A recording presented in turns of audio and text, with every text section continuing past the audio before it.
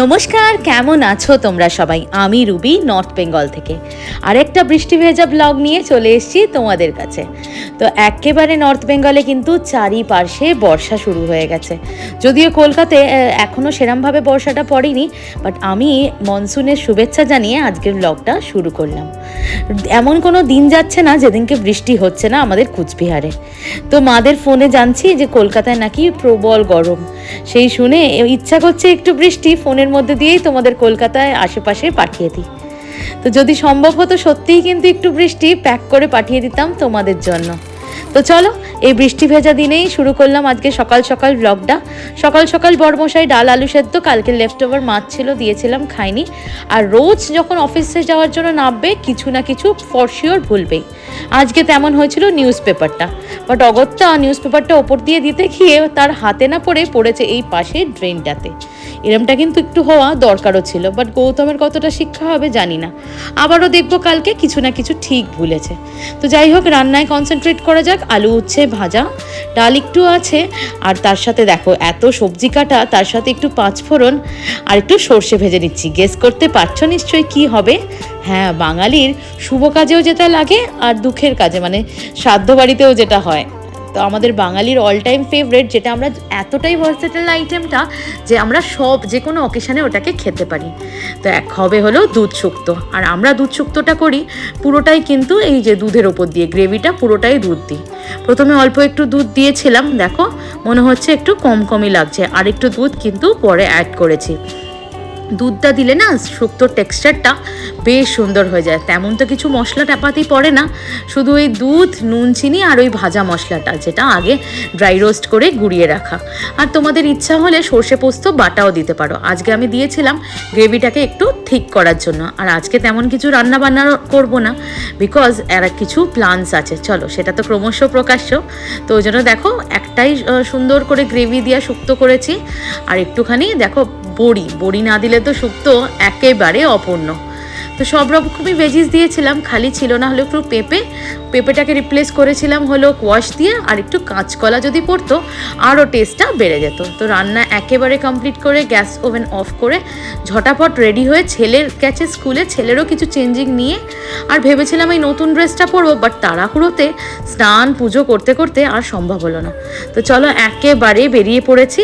অগ্নিবেশের এখন ছুটি হলো বলে, যদিও স্কুল ওদের বাড়ি থেকে আমাদের বাড়ি থেকে খুব বেশি দূর নয়, এই গাড়িতে 2-4 মিনিটের রাস্তা। তো যাই হোক, যেমনটা ভেবেছিলাম তাই, স্কুল অলরেডি ছুটি হয়ে গেছে। মায়েরা বাচ্চাদের নিয়ে চলে যাচ্ছে। স্কুল বাসও সারি সারি দেখো লাইন দিয়ে দাঁড়িয়ে পড়েছে। গিয়ে দেখি ওনার কোনো তাপোত্তাপ নেই, মা দেরি করে আসছে, কোনো টেনশন নেই। আর মাকে পাওয়া মাত্রই তো সারা দিনের গান গল্প যা হলো সব আবড়ানো চাই। অগ্নিবেশ দিনকে দিন কিন্তু একটু বেশিই টকেটিভ হয়ে যাচ্ছে। আমিও স্কুলে প্রচণ্ড টকেটিভ ছিলাম, আমার ধাঁচটাই তো বোধহয় পেয়েছে। গৌতম আবার খুব একটা খুলতে পারে না, বাট যখন কারোর সাথে ওপেন হয়ে যায় তখন বেশ কথা বলতে পারে। রাস্তায় গাড়িটা একটু জ্যামে দাঁড়িয়েছিল, একটু মুসম্বি নিয়ে নিলাম। অনেকদিন ছেলেটাকে মুসম্বিও দেওয়া হচ্ছে না, গাড়িটাই করিয়ে নিলাম চেঞ্জ।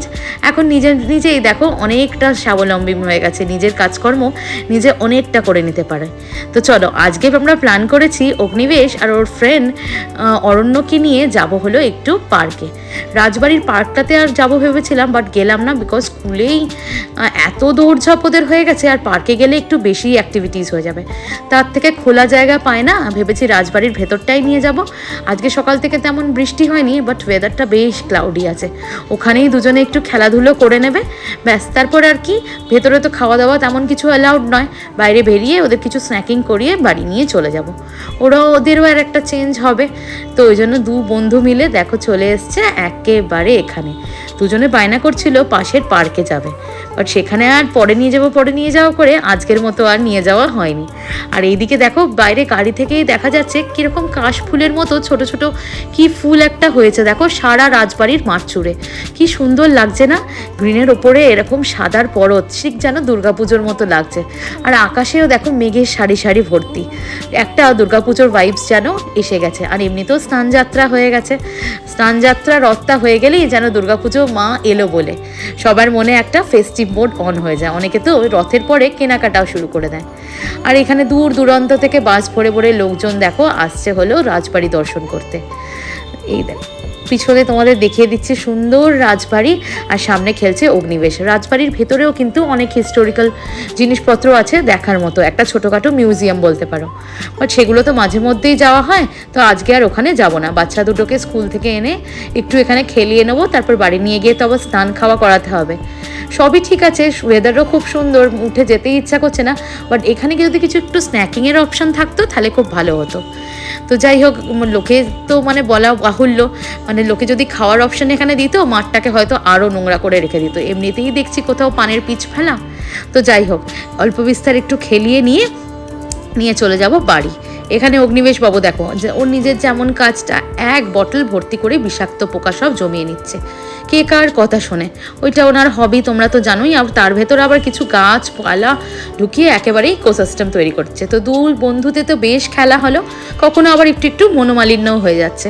একজন যেটা চাইছে আরেকজন সেটাই চাইছে। একজন বলছে পোকা ধরবো, তো একজন বলছে মাটি খুঁড়বো, এরম অবস্থা। তো চলো, আমাদেরও বেশ একটু গল্প হয়ে গেল।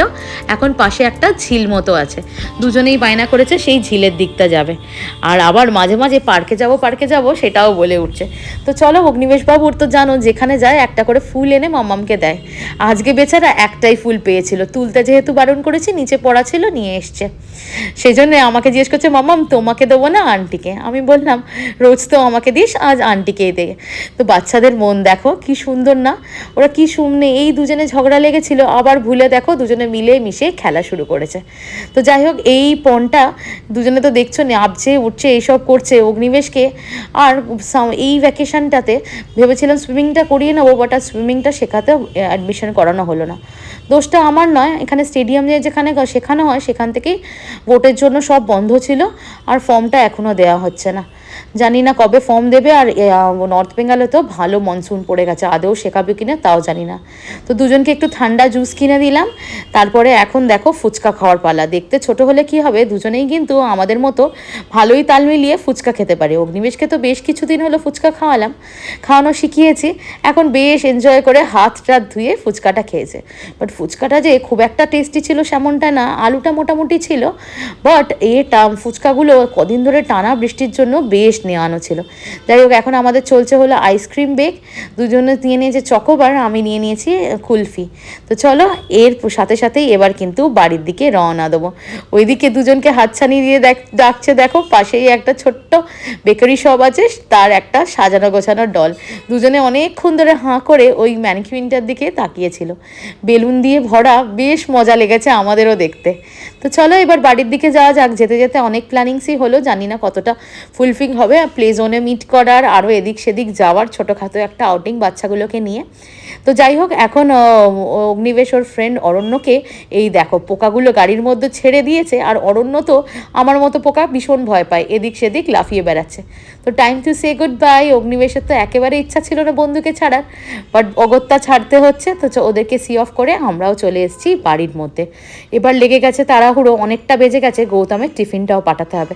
তো চলো, অগ্নিবেশবাবু এখন পোকামাকড় নিয়ে ঢুকেছে সামনের বাড়ির আন্টিদের বাড়ি, কি পোকা এনেছে সেগুলো দেখানোর জন্য।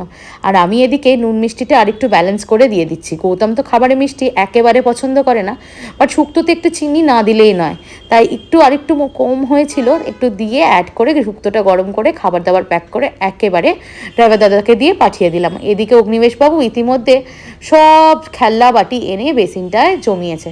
এই মাছগুলো রোজ ও খেলার সময় একেবারে বাথরুম ভর্তি ছড়িয়ে রেখে দেবে। ওয়েদার আবার মেঘলা হয়ে যাচ্ছে, টিপটাপ বৃষ্টিও শুরু হয়েছে।